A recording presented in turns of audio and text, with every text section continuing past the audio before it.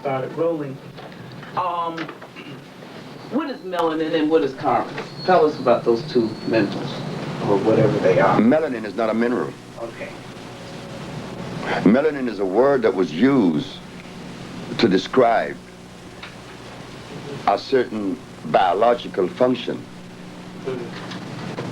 But that particular identification or category or thing, melanin, is a European identification of what they think activates those neurons in our body that makes us black. But when you break down our body, our biological structure, into what we would have to put it in, which is chemistry, biochemistry, melanin has no place. It's not to be found. What is found in the body that is attributed to melanin is carbon. Carbon not only determines the quality of life in black folks, carbon determines the quality of life in every living plant that exists that is natural. If carbon is absent, there's no life. Melanin, what is it? I don't know. Why are white people trying to get some? It's a Greek word, melanos. Well, white folks talk about protein. What is protein? They say one of the 19 amino acids, the building blocks of life. But I know for a fact that that is not a true statement.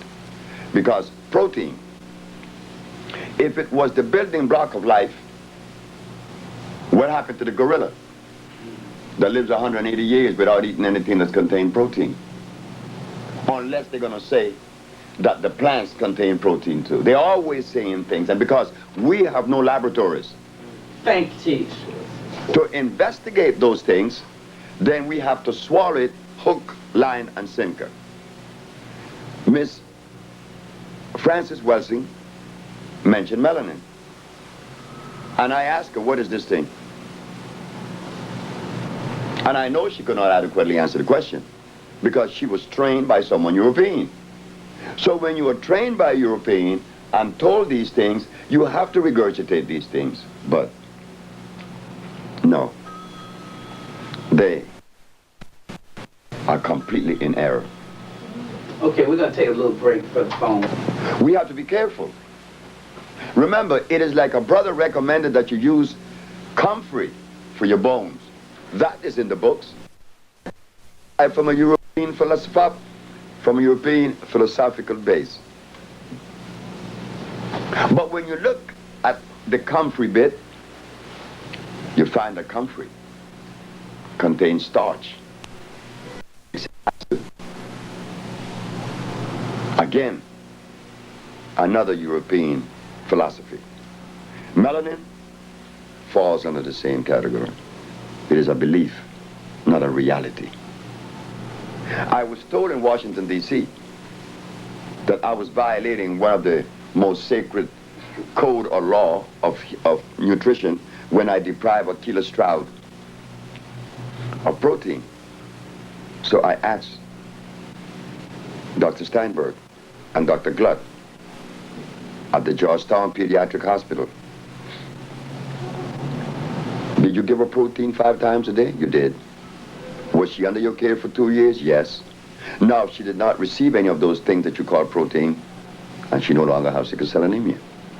So where is the validity of this thing we call protein? Is it equity or is it deficit? We don't know. This is why Dr. Sebi, when he embarked on this journey of healing, many was asking me, well, why are you so concerned with the scientific aspect of this thing? I say it is necessary not to heal.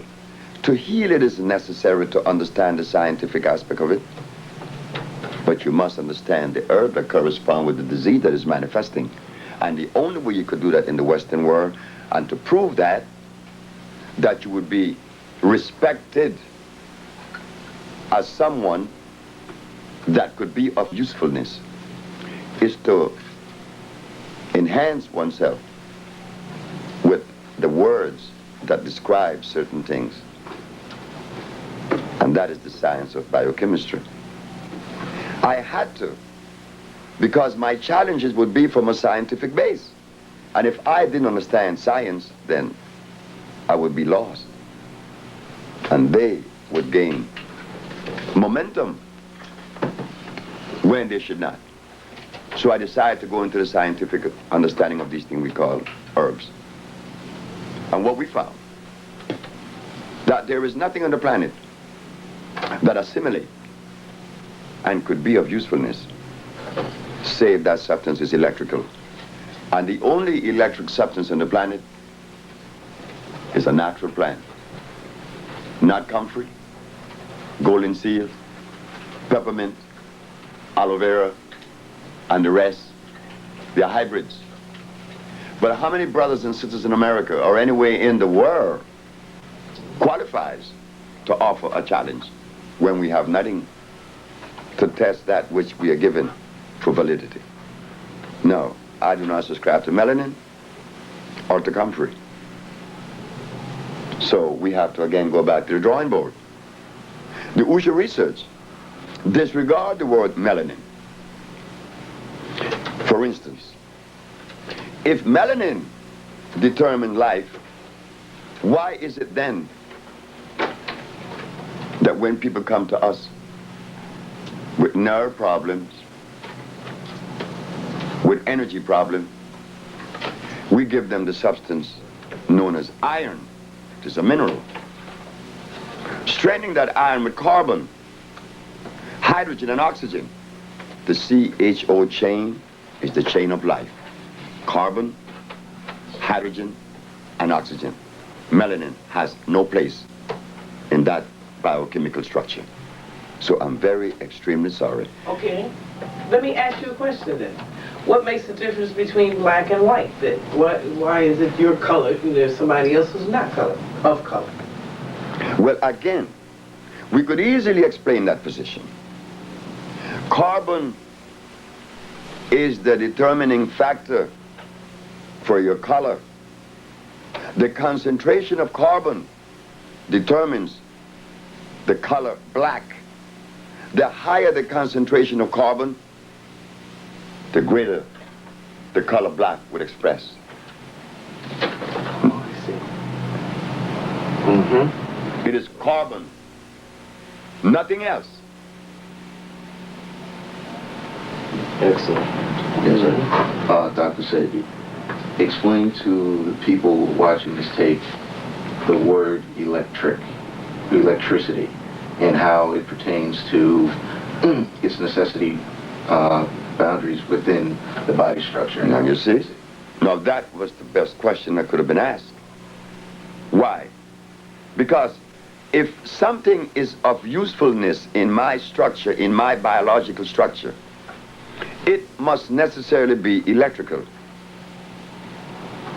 And the only substance that is electrical, that are electrical, are those substances that come from the forest we call the jungle. Because the molecular structure is complete, it's not broken. If something is made by Mother Nature, one could easily use the common sense and see where this stuff is natural, is complete. But if something is made in a laboratory, well, naturally, common sense again shows us it could not be of usefulness. Each mineral on the planet, iron has 12,000 electrons per atom, calcium has 9,000, opium has the specific amount, and so it goes through the whole ramification of life. 142 minerals expresses themselves in a different way because that is necessary to maintain continuity, to maintain that individuality of each plant. The bones is calcium, not the blood. The blood is iron. Now we go back to the question of melanin. Wouldn't it be intelligent to ask one of the promoters of melanin, what is the electromagnetic structure of melanin? What is the amount of electrons per atom that represent this thing we call melanin? Why do we ask the question? Because it is necessary. We want to know, is this thing electrical? Yes. Well, if it is electrical, it has to have a definite amount of electrons per atom representing that particular thing. Okay, let me to ask you on that same subject. Let's say the generator that gives us electricity here in this city was cut off, and we wanted to get more electricity. What will we do? Will we stick one in the ground, or how would we work? Stick what in the ground? A wire. No. What produces electricity? Electrons. No way. I was an electrician. I am an engineer. I work in what you call steam generating plants. I have a degree, I have a license in what is known as thermodynamics. We are dealing with physics now. The only thing that produces electricity, the only thing that produces electricity is the friction of copper and carbon. That could be seen in your automobile. Take out your generator and see what it has inside. It has a copper wheel and some carbon brushes that touches against it when it turns. Here's an example. This is the copper wheel in the generating plant that produced the electricity in this room. It is spinning at only 90 revolutions per minute, but against this copper wheel, there are carbon brushes, and this is what you see. The spinning of the copper wheel against the carbon brush creates a friction. That friction is called resonance. Resonance is electricity, not electrons. Resonance. The resonance produces the electrons, not before. So now, if electricity is produced by copper and carbon, the friction of copper and carbon, then where do we go in the human body and find the organ that produces electricity? We find that it's the brain. The brain is the center of motor. The nervous system is the conduit that carries the electricity to various points of the body to cause motion. Now, should we ask, what is the composition of the brain? No. It is made up of what? Carbon and copper. The pineal gland is carbon, and the cerebral cortex, copper. Does everyone? We not only find that in a human being, we find that in the eel in Brazil that produces electricity to kill his prey. And when you open the eel, all you find is copper and carbon. No melanin. Well, does everybody have a pineal gland? I was told the other day that everybody doesn't have one. Is that true or not? If you had no pineal gland, you would not be alive. You would be no motion. It's impossible. Every race has pineal glands. Not every race has thymus glands. Oh, that's different. Oh yeah, well tell us about those. The thymus glands. The thymus gland regulates sex. It also maintains energy. The thymus gland also keep you childlike, non-aggressive. But in some races, the thymus gland disappears at age 8. Then one becomes violent in one movement. But now, if the thymus gland disappears in some races at age 8, principally the Caucasian, what helps one to retain the thymus gland within the biology? The presence of what? Carbon. Thank you. He has a question. Right. So, Dr. Sebi, what you're saying is that due to the way a lot of medical people study medicine in this country and around the world, they don't understand the difference between, say, electricity and something that's electric. Well, if we are talking about understanding, what do they understand? Because the question needs to be asked. Remember, the time for common sense has arrived. What do they understand? Don't be afraid. We need to ask these questions. What do they understand? No cure for common cold, no cure for diabetes, no cure for cancer, leukemia, sickle cell anemia, AIDS, blindness, diabetes, and no other disease. Well, if the physician clearly shows us that there is no cure for any disease, what do they understand? So we have to throw that understanding of whatever that premise is out the window. Everything that have ever come from the Caucasian, no, from the physician, has to be thrown in the trash because it's of no consequence. What have they done as far as usefulness in reference to pathology? What have they done? What have they reversed? Nothing. So why should a word be authority? No, we can't use them as some level of thinking, development, or seeing. No, we can't do that because they don't have that. They showed us. How old is the medicine that they are practicing today? It is 265 years old. It started with Bombastus von Hohenheim, only because he was prejudiced when he found out that Hippocrates went to Africa to learn his craft. And the fact of the matter is that Mr. Hippocrates, 2,000 years ago, used herbs to cure every disease known to man. If Mr. Hippocrates used herbs to cure every disease known to man, then 2,000 years later, why aren't we doing so? Because the healer has been educated and the substance he used is artificial. And he is totally unaware of that. Why? Because he learned his craft from an armchair position. They call it armchair research, not field research. And that is very, very vitally important to know the herb from a field perspective, from a field position. Why? Because in the year of 1983, I sent Mr. Adisa Akil to St. John Herb Store in Silver Spring, Maryland, and asked him to buy me a pound of bugleweed. Why did I want the bugleweed? Because someone came to me with a very bad heart problem. They call it mitral stenosis. The weakening of the muscle of the heart also exists. I said, buy me a pound of bugleweed because I have to address this particular disease. When Adisa came back with the bugleweed, I opened the bag. I said, where is the bugleweed? He says, in the bag. I said, no, that is not bugleweed. What is it? I said, that's blue vervain. How do you know? Because I tasted it and it's sweet and I could look at it. That's why I could tell. I didn't learn herbs reading a book. That's what the herbalist does in New York and the United States.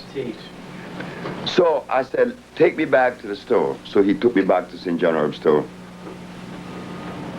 And there, the young lady, which was black, said to me, well, how do you know that this isn't bugleweed? My boss been selling herb for 25 years.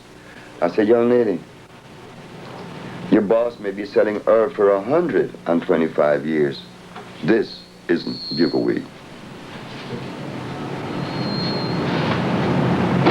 Call your boss.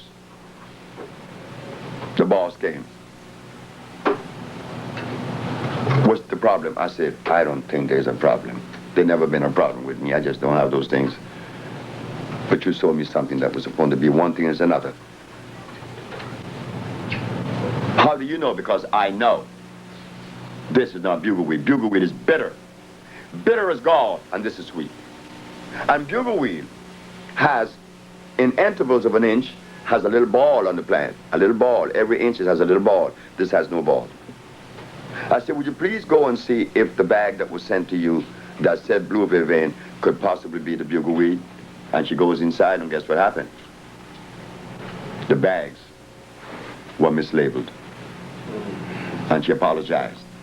But if I had not known about the herbs and learned about them in the proper way, she would have snowed me. I could give anybody in New York any herb and say it is this or that. They don't know. Because the very herbalists, when I came to New York just 15 years ago, one day telling their recipients to drink carrot juice? Didn't they tell the recipient to take golden seal? Well, when you does such a thing, you are showing and telling the world that you don't know what you're doing. And this is what happened to me when I went on WLIB. And I told the audience at WLIB that carrots were artificial. They all denied me. 1 year later, when Nova came up with the program, that not only was it artificial, they showed that it was made by crossing the Queen Anne lace and the wild yam. You do not mix herbs unless they belong to the same valence. What do I mean by that? I mean this. In the kingdom of life, a yarrow plant, which is known as the Queen Anne lace, could only and will only pollinate another Queen Anne lace. Why? Because the pollen carries the same amount of valence as the other. And through that process we known as chemical affinity, they join. Now, there is another mixture that we are totally unaware of beside the natural one, which is chemical affinity. The other one is a mechanical mixture. What is a mechanical mixture? A mechanical mixture is when you cut a sliver in a plant, like the Queen Anne lace, and you cut a sliver in another plant, and you take out the heart of the stem, and you put it inside the Queen Anne lace, and you tape it. That is hybridization. Black people knows nothing about this. And now this plant produces something other than what it was originally, because now you're uniting Queen Anne lace with wild yam. You don't get the wild yam or the Queen Anne lace, you get what? A carrot. They went further to show that it was made in Holland. And little before that article came out, I had returned to the drawing board to find this carrot. I knew it was artificial. Why? Because it doesn't produce seed to reproduce itself. Carrot just does not produce a seed that reproduces itself. So I knew it was artificial. And beside that, it contains starch. When I go back to do my research, guess what I found? That the German made the lamb, the German made the barley. I said, oh no. This is why the Arabs are so indebted to Germany. Because the German make the Arab food.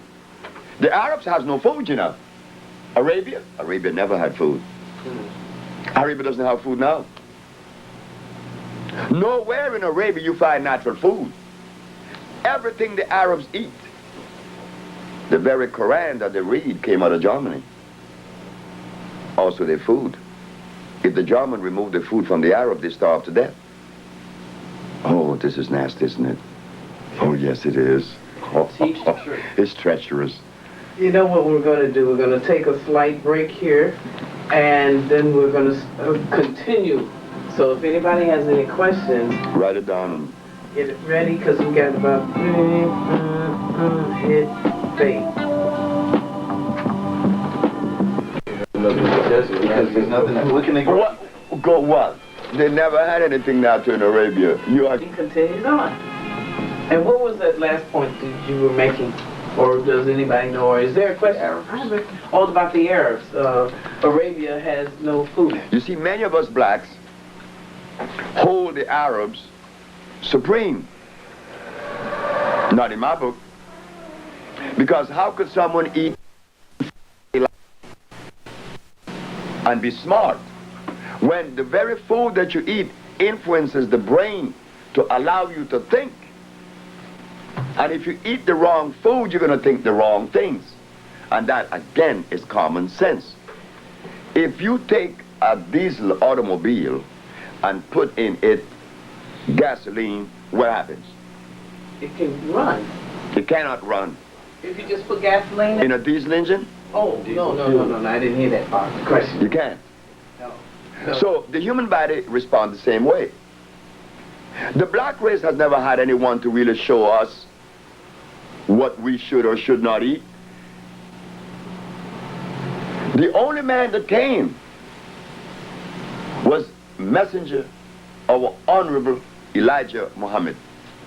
The only man that said, stay away from the pork.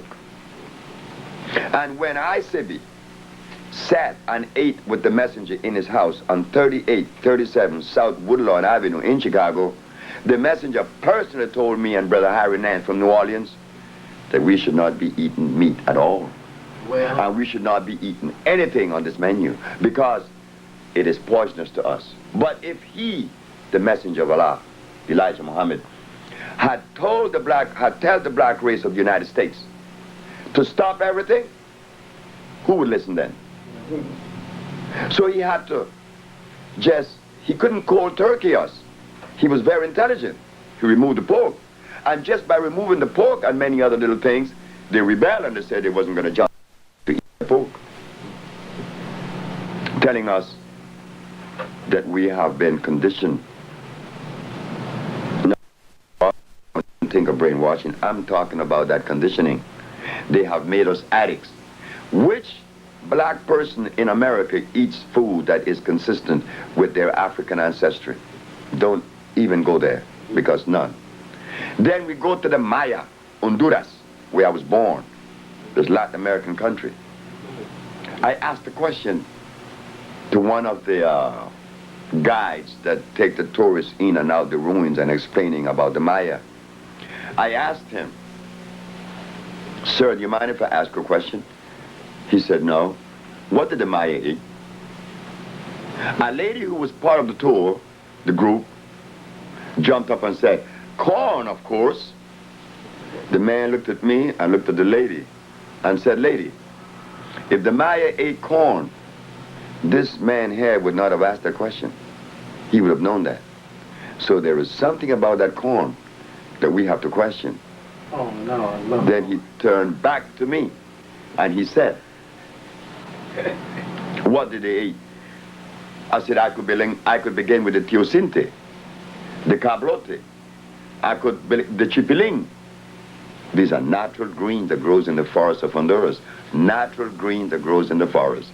The teosinte is a plant that produces a kernel that looks like a corn, but the difference is it is non-starch. They make the tamales from the teosinte, and they mix the chipiling in it, which is a green, and they make these tamales, and they still do in Santa Rosa de Copan. And when you all come to Honduras, I will introduce you guys to these tamales. That's right, all natural. The Maya did not eat corn, rice, beans, chicken, eggs, pork, cows. Why? Because these things did not exist in Honduras when Christopher Columbus came. They only ate those things that were natural. But the guide knew that he didn't know what the Maya ate. And how many Africans in Africa knows what their ancestors ate? They don't know. What does the African eat today? Rice. That's all they have. And rice is a poison. Chicken. Not only is it starch, and it is because it contains, and it converts into carbonic acid, but it contains cyanide. Well, how is it those little, I was going to say something wrong here. The Chinese people, like Chinese, Japanese, them people, how they eat it every day? But what about that? Because they eat it every day. Are they the healthiest people on the planet? You never seen a Chinese or a Japanese walk straight. His spine just cannot hold up straight. He always walk with a drop in his spine. He just can't do it. He eats nothing but starch. The Chinese should give credit, and a lot of credit, to the Italian that went down there. What is his name? Marco Polo. Because at least he took them the wheat kernel that they could make their noodles. Before this man, what is his name? The Italian Marco Polo, Chinese could make noodles. But what about their Buddhist monks or whatever, Confucius? But they still eating this? They were still eating the same poison. What else do they have to eat? There's only one man came out of China that understood that, was Dr. Li Cheng-Fu. Dr. Li didn't need anything to grow under the ground. No, he didn't. He just didn't do that. And Dr. Li, according to the history, lived 125 years. You see? 165 years. And he died here in New York. Or it was recorded in New York. He died in China. But he was a Chinaman that I respect. Like when I go to India, I talk to Raja Gopalachari. He's a friend of mine who lives in Calcutta. And he look at all the Indians and say they all are dead. I said, why? Look at what they eat. I said the same I say about Africa. That's why there isn't one African leader that I respect. I can't respect any African leaders because I know his head is confounded. Why? Because look at what he eats. Is fish good? Fish rots in the intestines. Oh. That's where the worms go. Exactly right. Anything that walk, crawls, swim, or fly, and that has a head, it should not enter my system. They should have a face. That's what Phil Valentine said Saturday. Anything that has a face, leave it alone. But he does worse than that. Because he recommends things that are more acid than that which you eat that have a head. Speaking of that, Dr. Say, I want to ask you some questions. My name is Marcus Scott Lewis. I'm just a humble, burned out, recovering activist, writer, and poet. And the questions I would like to ask you is, with this New Age movement out here, with all these European herbologists and all these writers, do you wouldn't recommend any of these books or any of these teachings? Now everyone's going back to nature, quote unquote, and heading to all these herbology stores and buying all these products and things. Our people are still confused because of lack of the correct information and misinformation which we receive. So could you give us a little starter on what we should be doing and what things we need to stay away from? Heading to the forest. All right. Heading to the forest with someone that came from the forest. That we have not had. Because some of the best advisors in the United States, counselors, nutritionists, and doctors, trained our brother by the name of Dick Gregory. All right now. Well, did he recommend the Bahamian diet? The answer is yes. And what did the Bahamian diet consist of as a base? Soybean. And didn't Mr. George Washington Carver made plastics out of soybean? Yes. So how could he give us the Bahamian diet that is soybean based in the name of nutrition? But we cannot blame Dick Gregory, because he's our brother that I know he loves us and we love him. But he was ill-trained. The student could only regurgitate that which was learned from the teacher. And if the teacher is poorly educated, then the student likewise. well, do you think you could start teaching us more now that you've, she wants to ask you a question too, but I want to get this in real quick. In that you are a teacher, and I look at one of your old tapes, and I saw how you talked about the carrot and different things, even certain potatoes. I think sweet potatoes is all right, but the white potatoes is not ain't good. I didn't say that sweet potato was all right. That was made too. But there's a certain kind of the red potato, the red rose that was found in Lake Titicaca in Peru. That is where the Irish people became acquainted and took it back to Ireland. Because remember, the Irish people were the first to go to Peru. They did a lot of research in Peru, and they did a lot of things in Peru. And when they found this potato, they took it back to Ireland, and they began to hybridize the potato and get what you call the russet potato, the red rose. But the natural potato looked like the red rose. The red rose, I would recommend that you eat that because it's the first generation away from the mother, from the base, which came from Lake Titicaca, not a sweet potato. A sweet potato has such a high concentration of nitrogen that it would really, They havoc on the system. Have you written a book? No, I'm writing one of. It's right in that bag. Oh, okay, good. So when it's finished, when you take it out the bag, I want to read it. The bag has these tapes that need to be transcribed. Oh, okay. And it would be transcribed as soon as possible to be put into book form because the book is needed.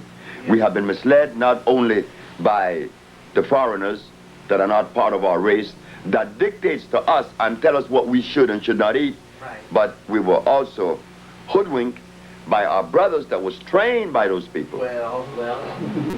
The gorilla does not eat the food of a lion, Okay. but the black race eat the food of a lion. True. So we can't eat Chinese food. Well, We can't eat Caucasian food. We are not Caucasian, we are not Chinese, we are black. And what does that mean? Well, I use the word black, and I use that too loosely, because I don't like the word. What's a good word? I don't even know. White call ourselves anything. The shadows. No, I am. You call me Negro, you call me nigger, you call me colored boy, you call me black, you call me African. I'm not an African. Because the continent was not named Africa until a white man named it Africa. So what are we? Planetary. Thank you very much. She has a question for you. Yes, I just want to end because people be talking about how spirulina and wheatgrass is so good. I want you to just explain to them that Who are it's you? no good for. I'm Bayana. Bayana asked the question about spirulina and wheatgrass. Spirulina, I mean, where does spirulina grow? It's hybrid. And what about the wheatgrass? Hybrid. Wheat kernels. When in my embryonic stages, and I must admit it was later than that because I was in New York practicing this thing already, and I was using wheat to produce wheatgrass to be juice, and here I am with my little cup of wheatgrass juice. I got the best chlorophyll in the world. Man, a little lady, 94 years of age, named Mrs. Holloman, said, "You're out of your mind. You're not going to recommend that to yourself and to no one else." Why, Mrs. Holloman? Because this stuff is poison. Wheatgrass juice. But just a minute, is wheat natural? I said, no, the fendo is natural. The teff is natural, but not the wheat. You make bread out of fendo. You make bread out of the which is the teff, which is the Ethiopian that makes the injera. The brown injera is made from teff.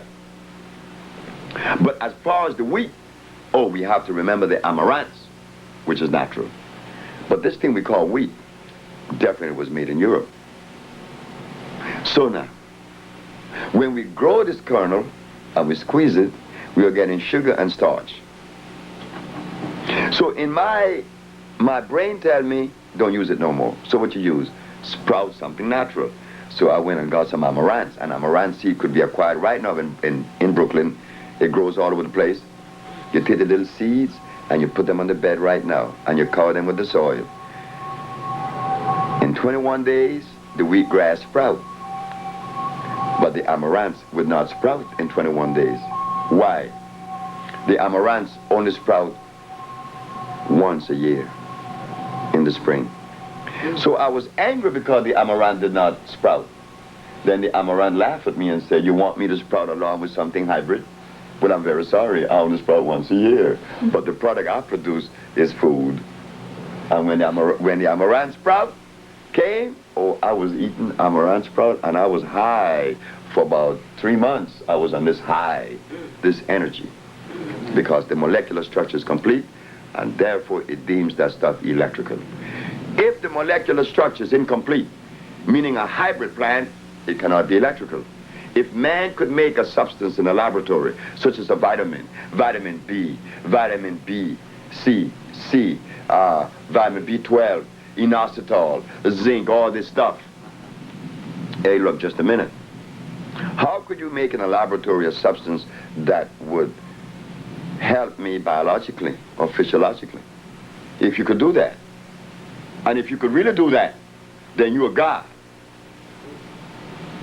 Only nature or God makes something electrical. No man could do that. I'm going to give a simple example. On the planet, minerals are expressed in two forms. One phosphate, one oxide. Meaning what? There are 142 minerals. We begin with gold, silver, opium, iron, phosphorus, iron, magnesium. They come in the form of a rock. 142 different minerals in the planet. They come in the form of a rock. But that rock also have a plant that is representative of that mineral. The plant contains gold. Gold? You may ask, well, why should it be so difficult for you to understand that? Don't you take burdock for iron? And what's the difference with iron and gold? They both are minerals. But now you have them in a plant form. Why a plant form? Because the plant, in sending its root into the soil, it converts that solid rock into a liquid digestible substance. The scientists call that process of conversion iontrophoresis. Iontrophoresis could only be accomplished by a plant, not a laboratory. You can't take a piece of rock that is iron into a laboratory and get a liquid from it that's going to be digestible, because now it becomes non-electrical. The plant makes it electrical. And when you drink it, it is pre-digested for you electrically, so that no one snow you. The minerals that the body needs cannot be found in any health food store. No vitamin C, vitamin B, vitamin A. The body is not made up of any alphabetical order. It is made up of minerals. And when those minerals have been depleted by the presence of disease, a disease ensues. So you have to replace them in a natural form, in the form of a rock or a plant. A plant, because it is alive and it is electrical. Why does it have to be electrical? Because the body is electrical. How could you feed an electric body dead food? You just can't do that. That's not consistency. Yes, sir. Yes, Dr. Sebi. So basically, when a person goes to a hospital and they're given so-called treatments, now basically we know when somebody is treated for something, that has nothing to do with being cured. And when you have something like the American Cancer Society, they mention nothing about curing people. They're just a cancer society, which is they study some more, get some more money, and keep studying, but never really finding a cure, when the cure basically is something that's natural in the ground, where the person can heal itself, the body can heal itself eventually. But yet what they do is they propagandize a natural disease and made a big multi-billion-dollar industry. Of course, and they're right 100%.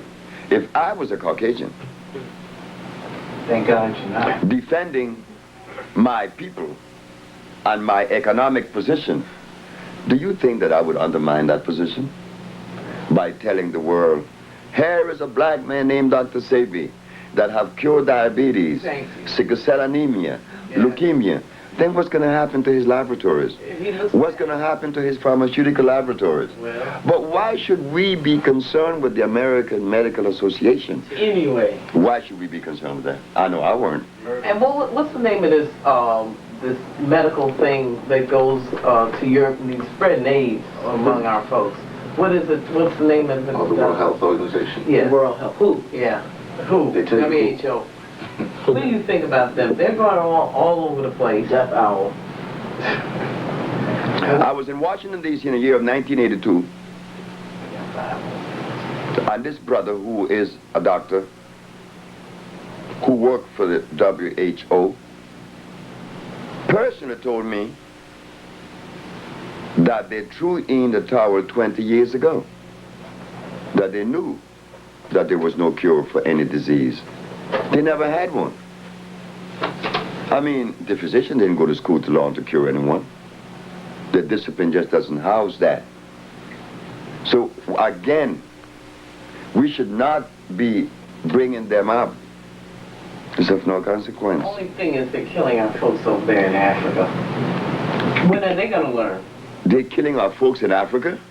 Yeah, they're all coming up with AIDS. Where do they get AIDS from? AIDS is a thing of the mind. not real. It's Memorex. But the African need to be killed. Oh, well.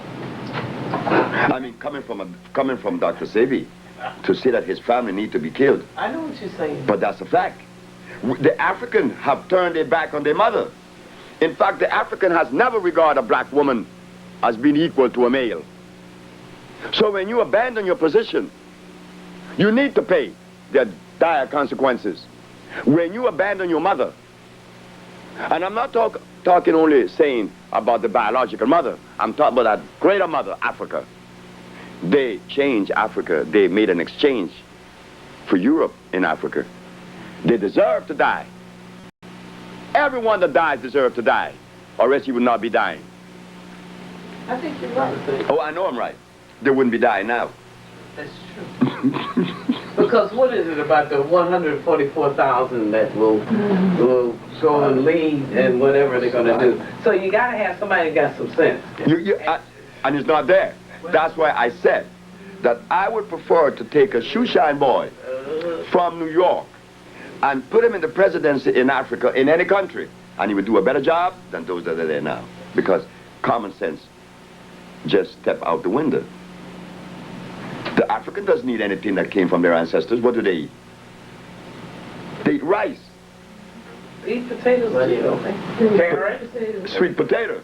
No, they eat the white potatoes. Those that come here that I've seen, they eat the white potato in with the rice, and they eat the carrots. Have you ever tried to put a salad bowl beside an African before he eat and see if he's going to eat the salad? Oh, he's not going to eat that. You could put a bush rat and some rice. We got room for one more question on this segment, and then we're going to continue. Yes, one last question, and I think it's very pertinent here. It seems to be the greatest thing that seems to be plaguing us at this moment, and that's AIDS, of course. Everyone knows someone who has it. I know someone who has it. And pretty much I'd like to get a roundabout viewpoint on what you feel about that. Yeah. Well, this book that you raised, if you notice carefully, AIDS. The good news is HIV doesn't cause it. Well, get to it. And under here it says Peter Duesberg.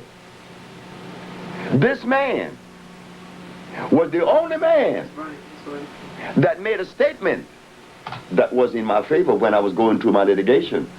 This man's a white man. Peter Duesberg said that AIDS was not the result of a virus, and he agreed with me. I've yet to have a brother, physician, or otherwise, that openly agreed with me. Peter Duesberg did.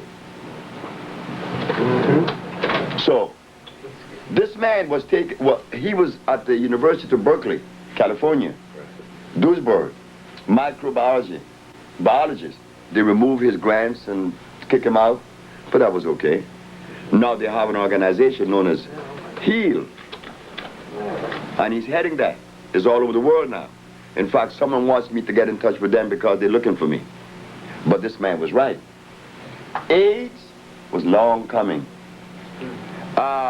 This man, another doctor by the name of, he was a protege of this man, Mr. Duesberg. What's the name of the other one?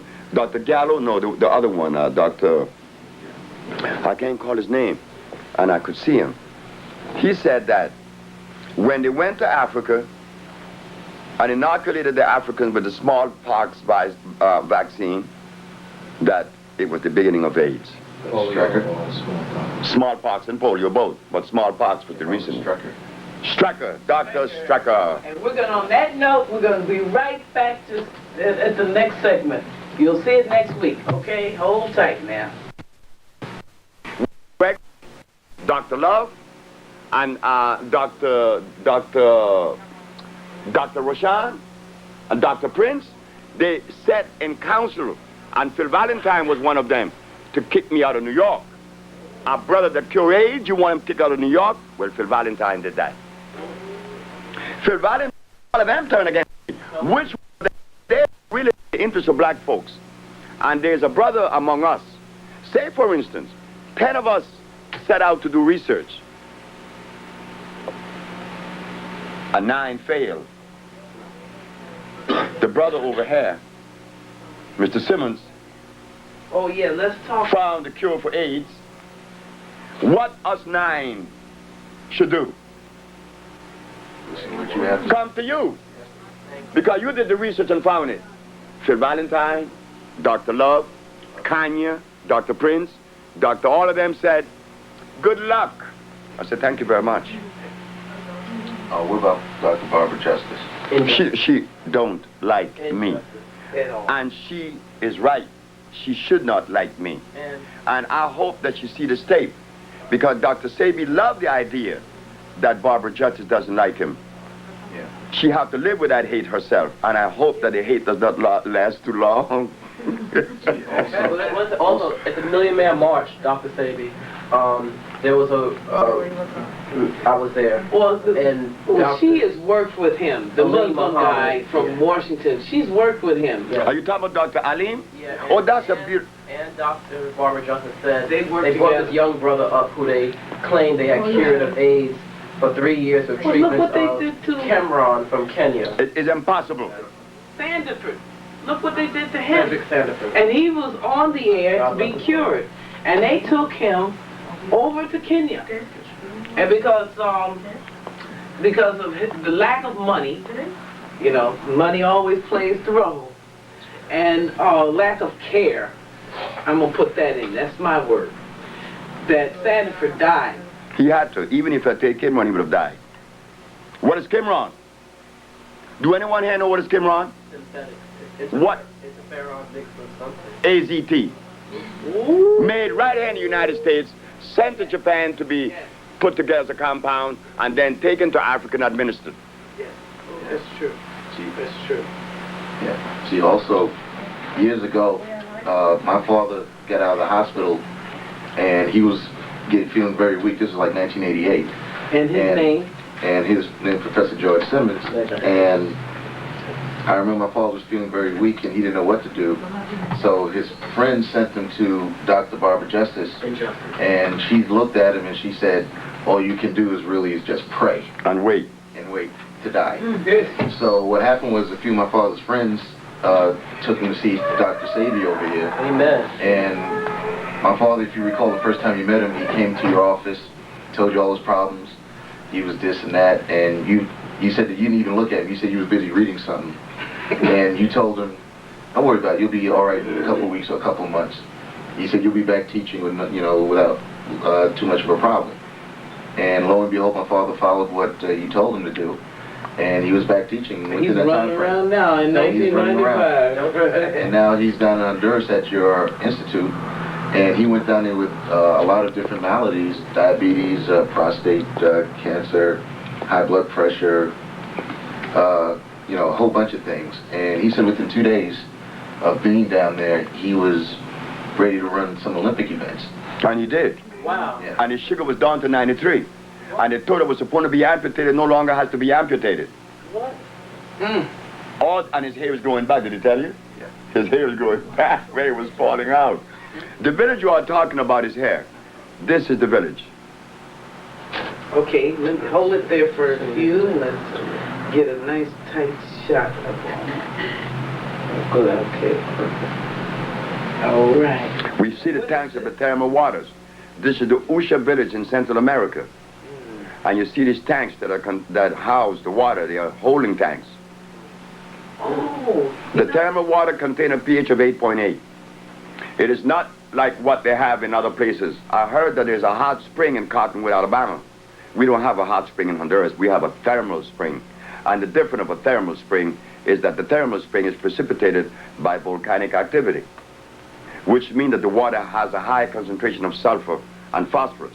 Not so for a hot spring. A hot spring is precipitated through a bed of zeolite that's under the ground. And as you know, that zeolite is a mineral that boils water.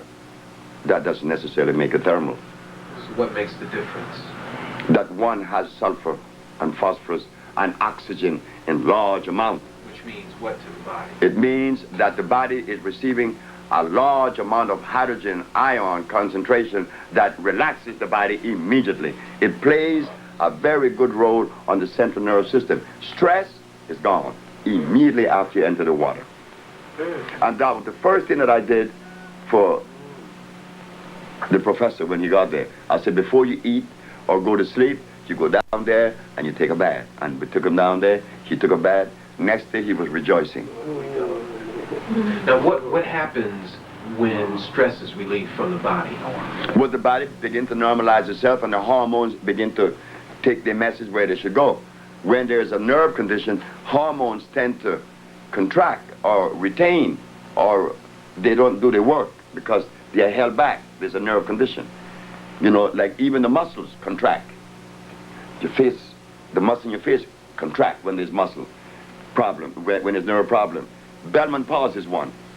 Bellman palsy is caused mainly by emotional reaction, and it pulls the muscle in the face to one side. And when the person relaxes again, the muscle relaxes. So the remedy in Bellman's palsy is to get into an unstressful or relaxed state. In your situation would be to take one of these baths. That's right. It's not one of these baths. You take bath twice a day. And then you take also the therapy, the internal therapy, which is what? The pavana, the cordoncillo negro, the cypress, and yes, my most favorite, the drago. These are plants that you will never hear in the American Standard Pharmacopoeia. You don't even hear these herbs in the mouth of the herbalist in Honduras or in the United States.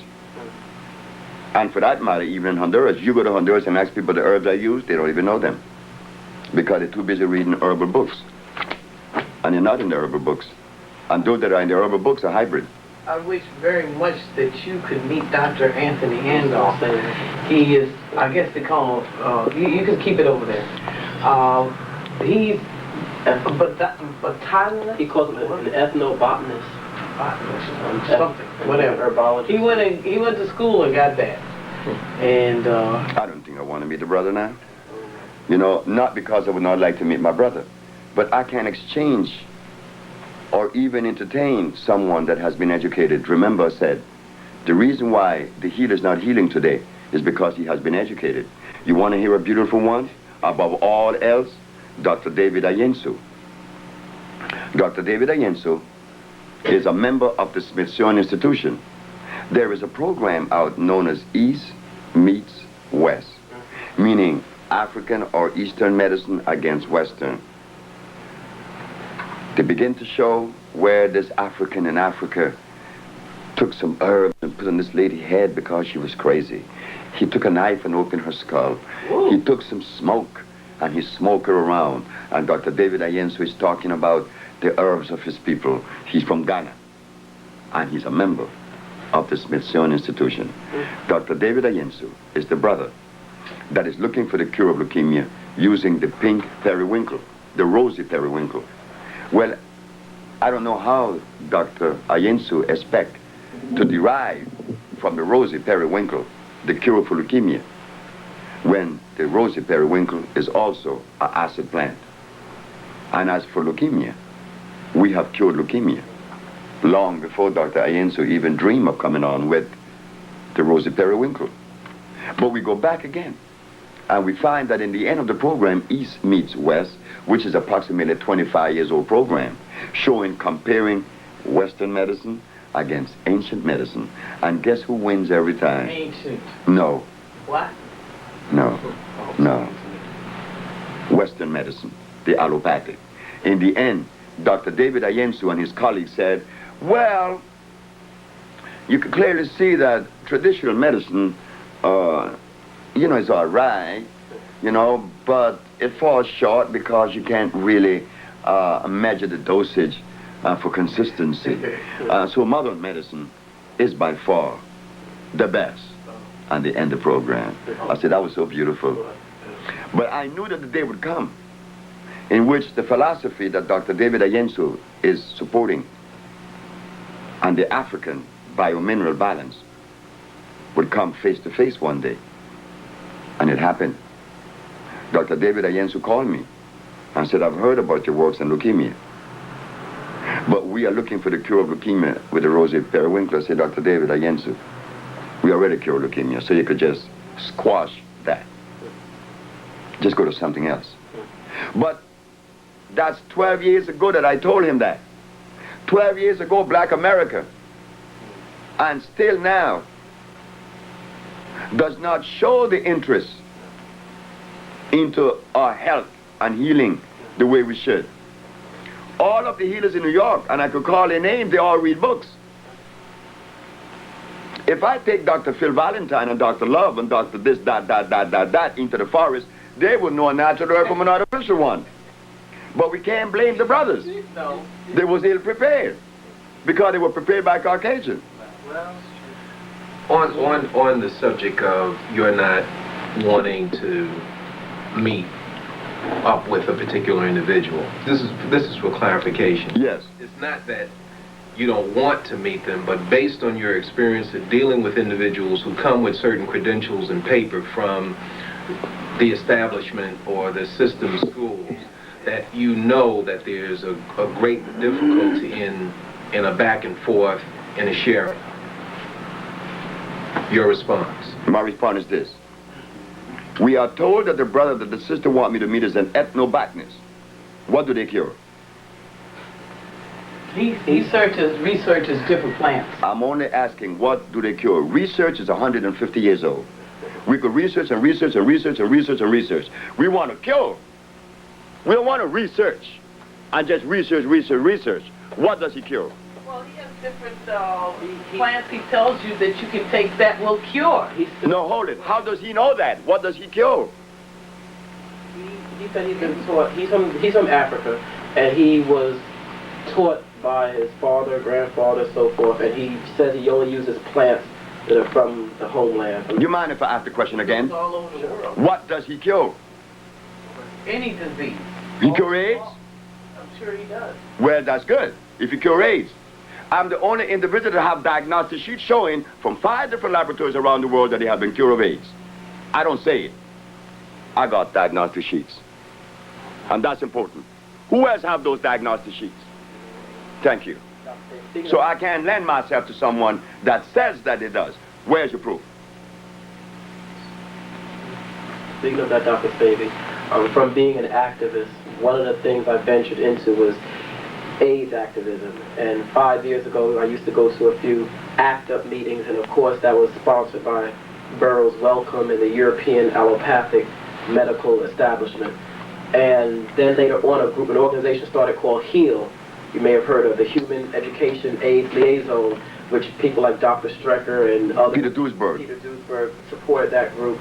And HEAL, of course, I'm sure if they could find you, because many of us thought when you left us in New York City, we just felt so abandoned. Why can black people find me instead of heal? Alone, that's right. And that's more important to me than heal. But black people are not interested in their health right now. No. But Latin Americans are interested in it because right now we have a cadre of people who have taken to the forests of Brazil, Peru, Chile, Honduras, Guatemala, Salvador, who's right now doing research in the forest. None of them are Americans, and none of them are blacks. Why? We talk, and we talk, and we talk, and we research, and we research, and we research, and we spend all of our life researching, and disease is running rampant. And not only that, every minute in our communities right now, we don't need to go with the sorrowful story. Well, you have to start someplace. You do have to begin in research. That's a sorrowful position. Well, we have black. That's a very sorrowful position. Something we don't know. You got to start somewhere. How long is research? My research took me 2 years, and we cure sickle cell anemia. We cure AIDS, and we cure blindness. 2 years of research. But these other men have 25 years under their belt, and what do they cure? You're absolutely right on that. But what I was saying is you had to start in research in the beginning. But in the beginning, it wasn't 2 even, years. I call it research, because my grandmother was the one that did it. See, my grandmother was the healer. And she didn't go to school. So what kind of research she could have done? Brother Sebi, research can be likened to running a relay race. Oh, yes. Somebody else has covered the ground, and you know about it. Then you pick up the race from where they are. But if the race started off heading in the wrong direction, you lose. Because the finish line is receding faster than you could run. We heard that. What happens is that you continue to pass the baton on, but there's no finish line. Right. It's behind you. And running and running. It's behind you. So I don't want to hear about research. So what you have. In fact, in South America, people don't bring to me these questions. Not in South America. I live in South America. They say, Dr. Sebi, we know of no one that cures the disease that you have cured. So you have the blessing of our country. Honduras has given you all the privilege to practice your craft, regardless to what the world said. You can't go to Africa. I said, no, although you're an African by heritage. I said, but I can't go there. They kicked me out.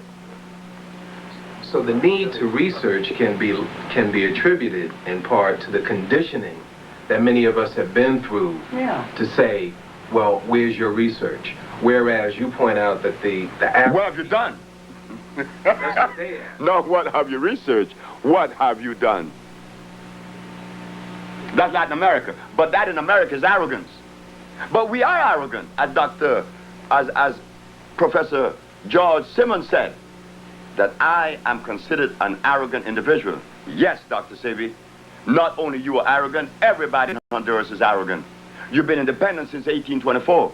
You have earned your position to be arrogant, and especially when it comes to the art of healing. If the rest of the physicians and herbalists have healed what you heal, they too would be more arrogant than what they are, arrogant. Arrogant is a demonstration. I don't know what it means. Of being self-confident. We don't see that. That's okay. It doesn't matter. But I'm saying, we don't see that among our people, so that when we do see it among our people, people of color, even people of color will react, that person is arrogant. Because they're conditioned too. That's what I'm saying. Yeah. But I want to get to some basic ailments real quick. I'm Brother Leroy, and some basic ailments I want to deal with are those that some of our average people are being confronted with right now. Young brothers are beginning to show up with kidney ailments, you know, right here in the city. And what would you attribute kidney ailments to at a young age? Also, young sisters having fibroid tumors, etc. Reproductive problems. Reproductive problems at a young age, when we say young age, in their 20s. Something that would normally show up later on. Thank you. The male and female. Would you say that starts in the colon? No. It doesn't start in the colon. What happened? I used to say that too, that every disease begins in the colon. But if that was true, what have us eating the things that go to the colon that makes us sick? Why are we eating the things that enters the colon that makes us sick? It is before the colon, right here. The mind. Not the mind. I don't know what the mind is. I have never found the mind. I hear talk about the mind. I don't know what that is. But I do know this, that when the brain is confounded, you have problems. You may put anything in your mouth. You see this hand and this big mouth goes in there. It hasn't hit the colon yet, right? It starts here. Which is the brain. The brain. The brain has been confounded. The computer has been confounded. G in, G out. Garbage in, garbage out. But we don't want to see that. We want to rely on spirit, mind, and soul, when these are the properties of what? Supernatural. Well, I don't live in a supernatural world. I live in a natural world. In the natural world, there is no such thing as the mind. There is no such thing as a spirit or a soul. You know, you mentioned on one of your tapes about you wanted to become so spiritual, and you went and you met some of these people, and they had a stomach that was meeting you in the door, and you said, "This is spiritual. I don't think I want that." No, I don't subscribe to spiritual, because all the spiritual people are big and fat, and they got problems with their head. So I knew there was something I had to stay away from. And, you know, I didn't pursue it any longer to investigate to see if there was validity in this or not. I was going to ask you that question. As far as our people and the New Age movement are caught up in this spirituality gig right now, what is the relation, you would say, then, between this spirituality, or let's say in the motherland or here, or in the Native American, the Native Aboriginal healers or witch doctors or roots people?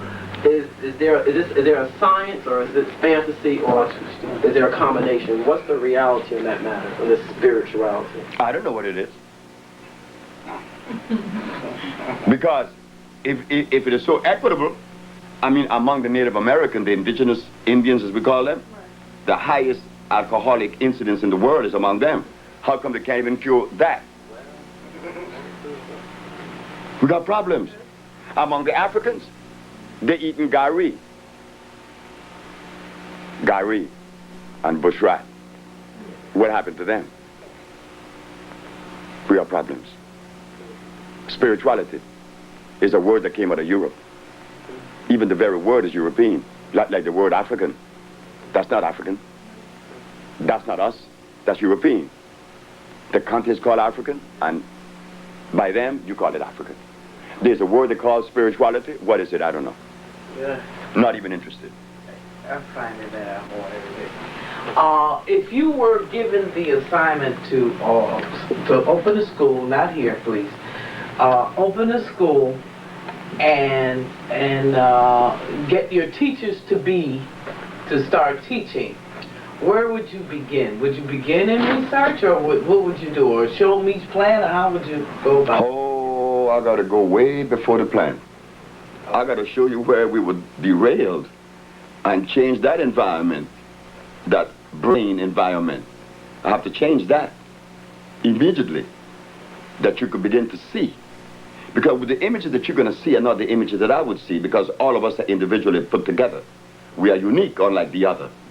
I would put the individual on a path that would avail him the privilege to see. And in seeing, then he could make a right decision, a good decision. That's all I did. And my grandmother started me out by understanding that I was not supposed to listen to anyone. No one but yourself. And if I have to go outside of me, train your eyes towards Mother Nature, the forest. And I would do the same. Dr. Sebi, going back to these diseases and ailments, I know a lot of brothers and sisters who are living and those who have passed on from this quote-unquote AIDS. As a matter of fact, a young brother who was in Bellevue Hospital, who I went to see him 3 days before he died, of so-called Kaposi sarcoma, and they were giving him chemotherapy, and in his last days he suffered. And the question I want to ask you, with the body, is there any way that we can, of any disease or ailment, is there ways you can halt the progression and totally eliminate Kaposi sarcoma?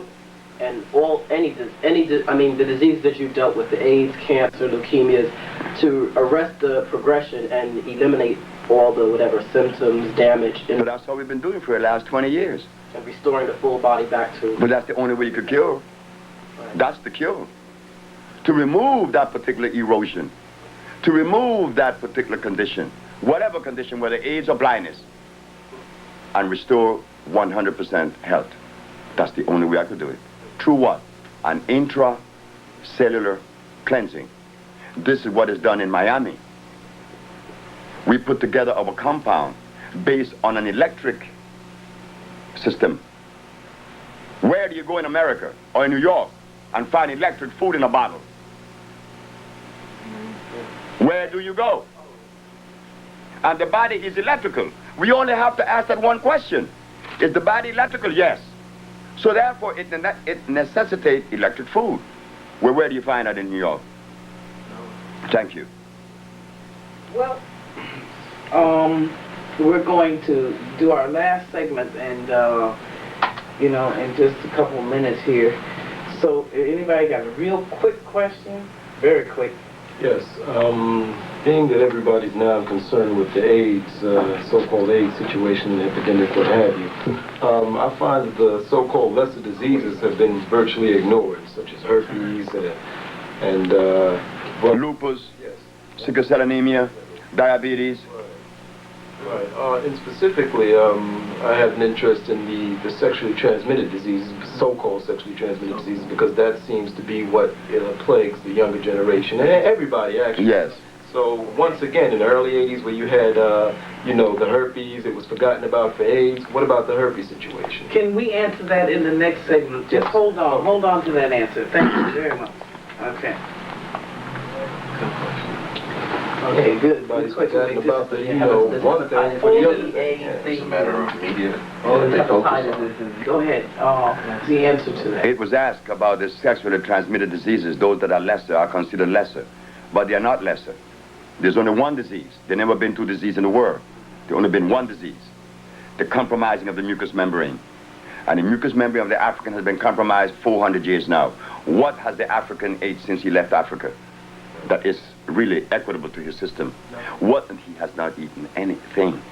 So therefore, the biological structure has been weakened over a period of 400 years.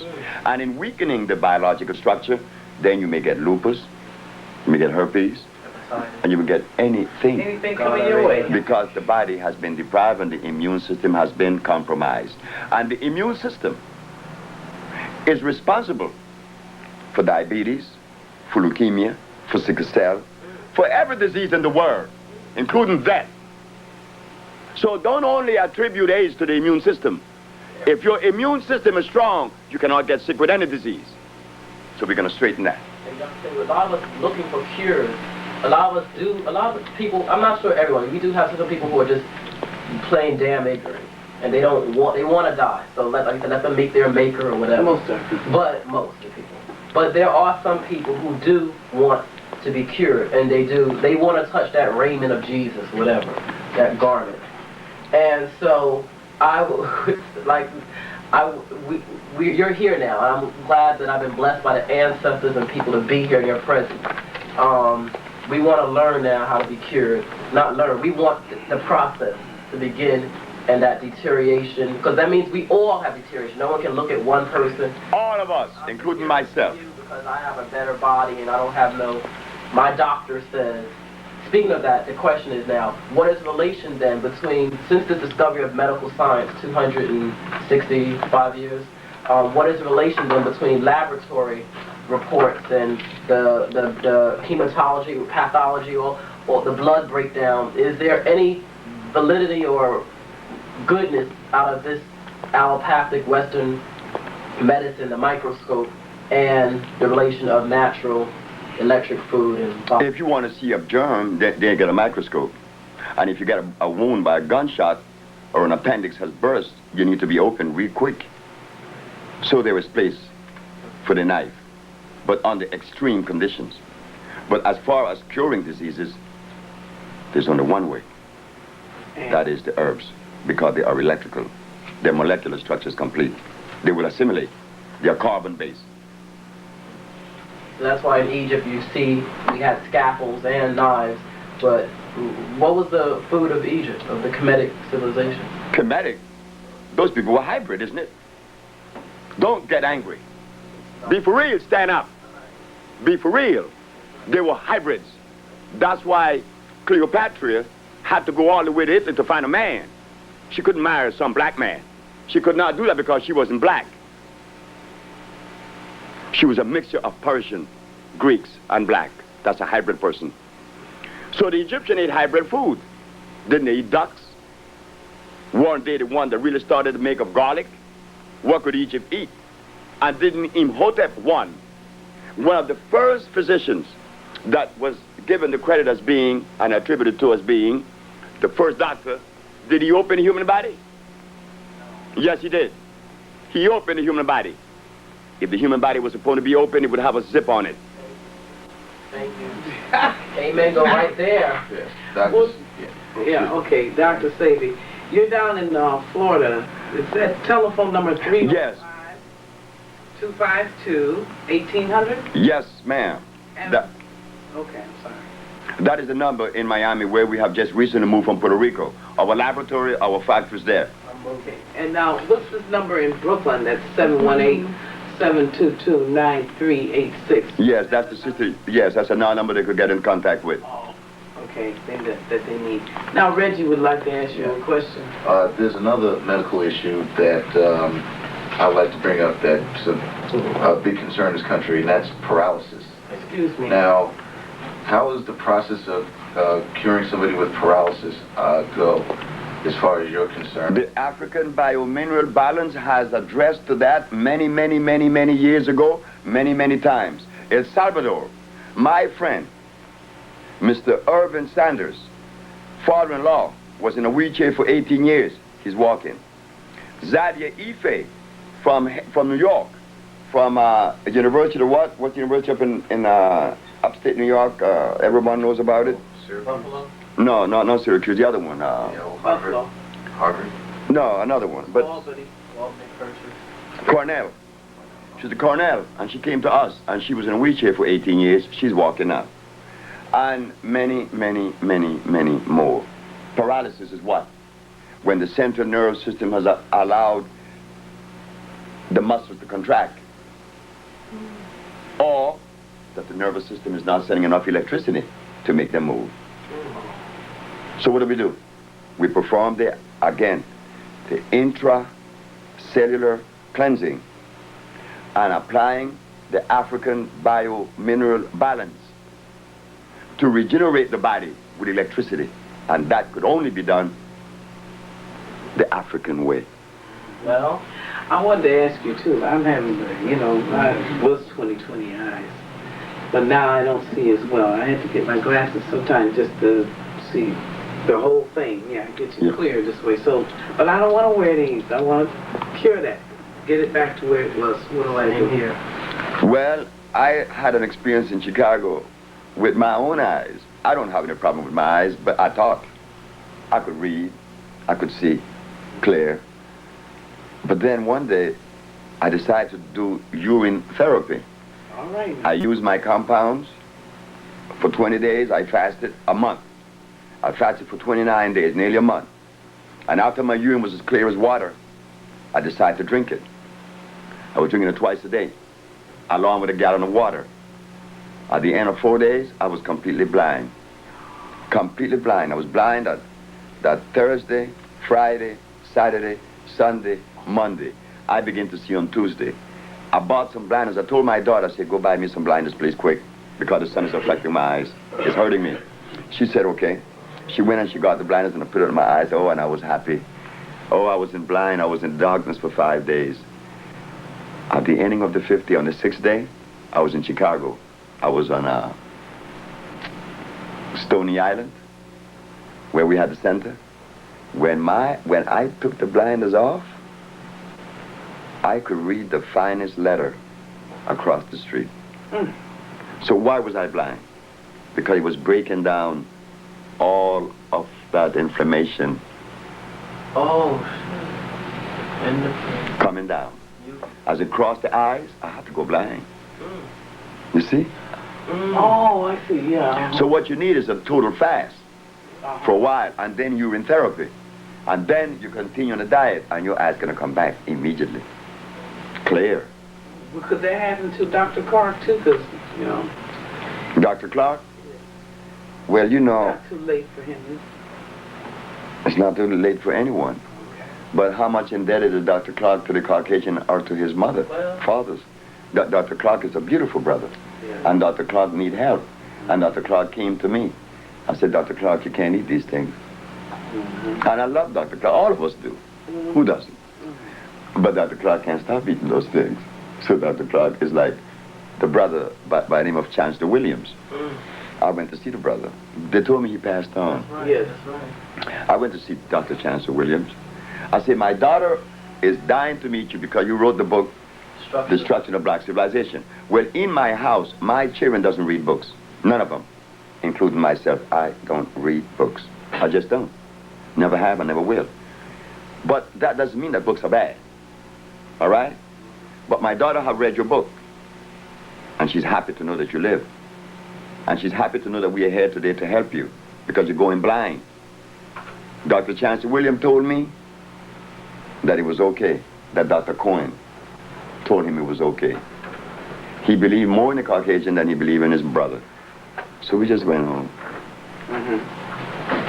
So, I don't know at what level. I have 1 minute more here because I have to be lecturing at 3 o'clock and I have to check out of the hotel. Question, Dr. Sebi, we know how bad the food is out here. What food would you recommend that we go buy out, if there's anything in the city, food, plant, or herb, and what diet should we be eating? Well, could you use like a 7-day? Well, there is a phone number that you could call. that have the whole dietary program and would even help you to walk it through. The phone number is 718-629-5587. And you will get in touch with Betsy or Elizabeth Volant.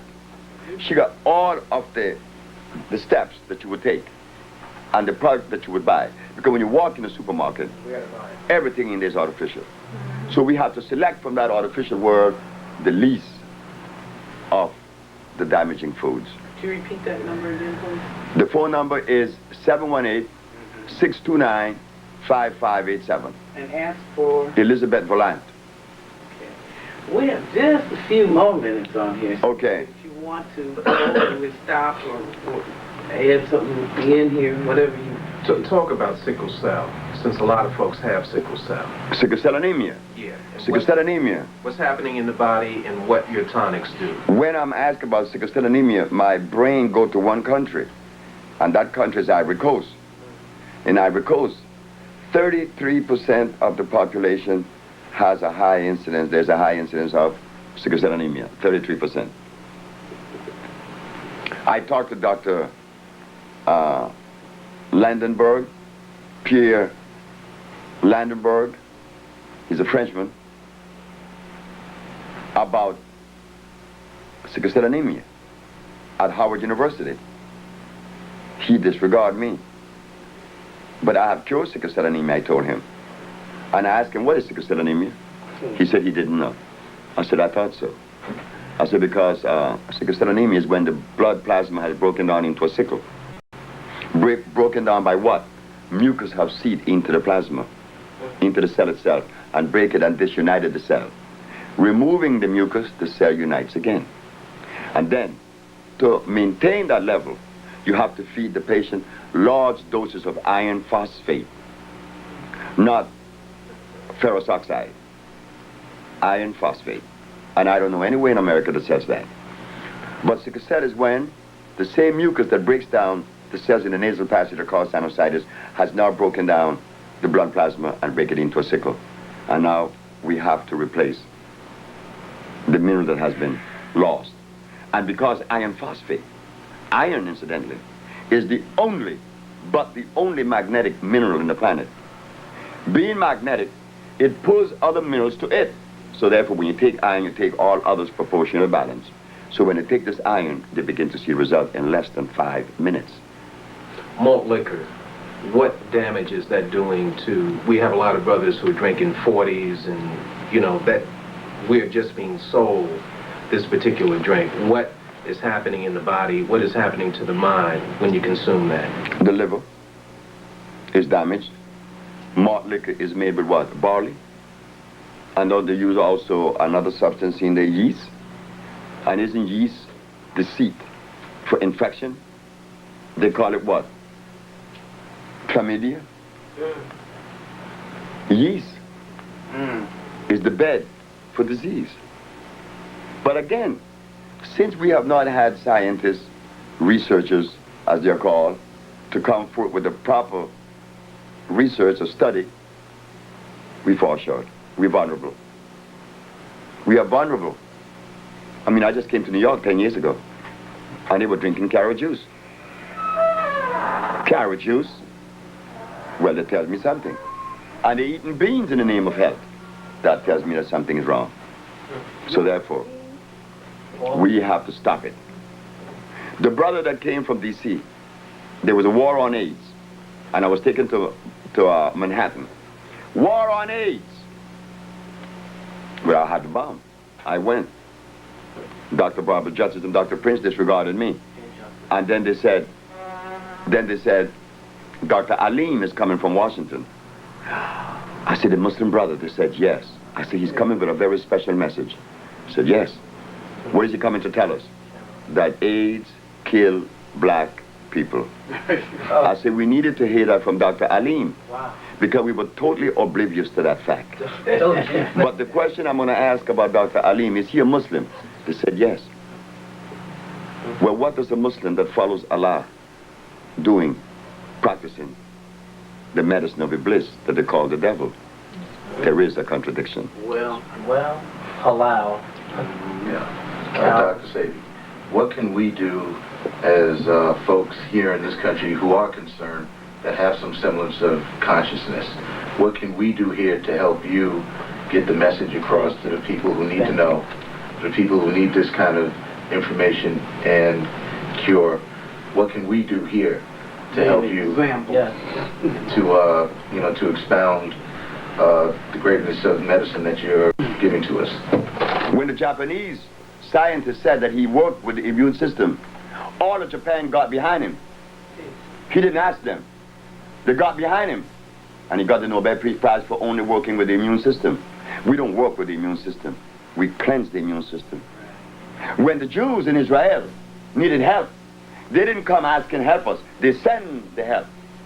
So you ask me, what could I say to the black race of America that would help the USHA research? I don't know. If they help me, fine. If they don't help me, still fine. I don't know. All donations. That's on you. That's on the black populace. That's not on us. We did our job. Anybody got another quick question? Yeah. Excuse me. I would like to ask Dr. Sebi about cancer. To explain how cancer gets started in the body. The same way a common cold started. In any part of the body, any way cancer appears, it means that there is a condition that has manifested over and above because it has been progressively getting worse unattended or unknowing. There's no difference with cancer and a common cold. The mucus in the nose stayed a long time, they call it sinusitis. And as they begin to eat the cells, they call it cancer. And that's whether in the reproductive organ, in the breast, in the head, in the brain, in the eye, wherever. It's all mucus. You've heard of Dr. Torrey. Dr. Torrey from Chicago.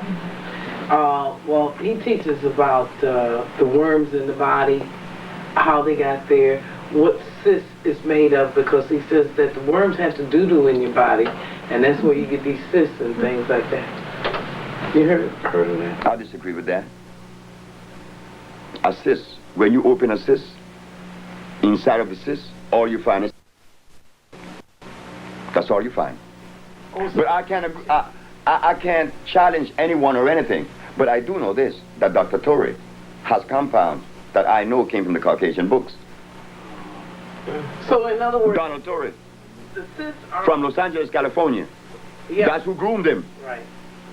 The white boys groomed him. So in other words, you're saying that that's a protection. What's the protection? When the cyst, because you said it's got carbon in it. No, calcium carbonate. Hardened. The mucus has hardened, and now it is growing. And that's where you get cysts and things like that. You heard of that? I disagree with that. A cyst, when you open a cyst, inside of the cyst, all you find is calcium carbonate. That's all you find. But I can't challenge anyone or anything. But I do know this, that Dr. Torrey has compounds that I know came from the Caucasian books. So in other words... Donald Torrey. The cysts are... From Los Angeles, California. Yeah. That's who groomed him. Right. The white boys groomed him. So in other words, you're saying that that's a protection. What's the protection? When the cyst, because you said it's got carbon in it. No, calcium carbonate. Hardened. The mucus has hardened, and now it is growing. And then it's going to burst and eat you up.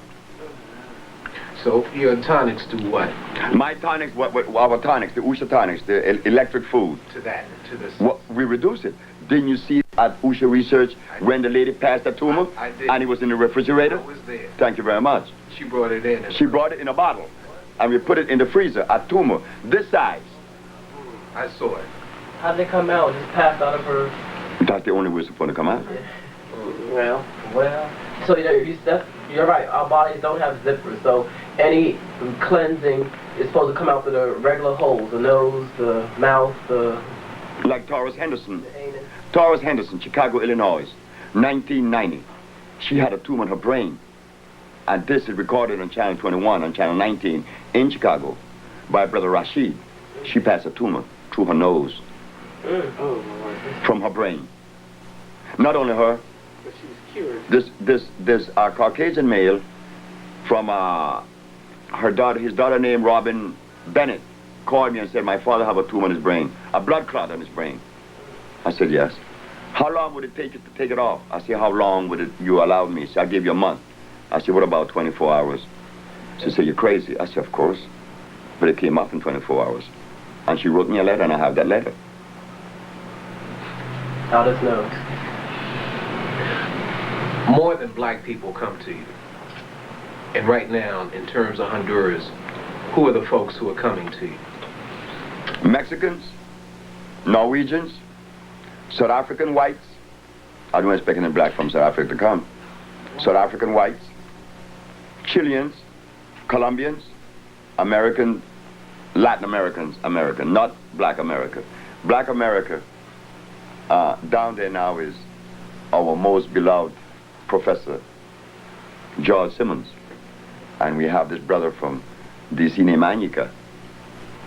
But the general population of OSHA are Latinos and Europeans. I would like to come down to the country and do a research because we're called African Information Communications. And anything that concerns our people, no matter what it is, and health should be very important. So I'd like to come down and see you in your environment, so to speak. Gladys Rodriguez did. Who? Gladys Rodriguez. Gladys Rodriguez is a Latin American from Santo Domingo. Okay. This woman saw me on Univision, which is the Latin American International Network. Isn't that something? The Latinos put me in international network. Gladys saw it, and the very next day she went down to Honduras. In fact, she had the council from Honduras in trouble, had him fired, because he was giving her a hard time. She went down to Honduras, got her compound, came back, and saw what USH is about. She was in the village, no question asked. That's Latino. But an American black person have a problem going to Honduras. Well, I don't have a problem. No, what most do. I mean, that's why I'm asking you. Yeah. Okay, come down. They ask about, is it possible? What's going to happen? Where am I going? And hold it now. But they can run to Kentucky Fried, White Castle. Sure, but that's not our fault. Powell Theater, and everywhere else. But South African go all the way from Africa, and Norwegians from Oslo. Nina went down there with her tumors, and her tumor was passed. And not only that, when she got back to Norway, the doctor said, the doctor in Honduras did remove your tumors, but there's something else that he removed. Your infantile diabetic condition is gone too. You didn't know that? Well, I didn't tell him I had diabetes. That is also cured. So, ladies and gentlemen, I'm very happy that you did this interview, and I hope that in the future that there will be more participation of black people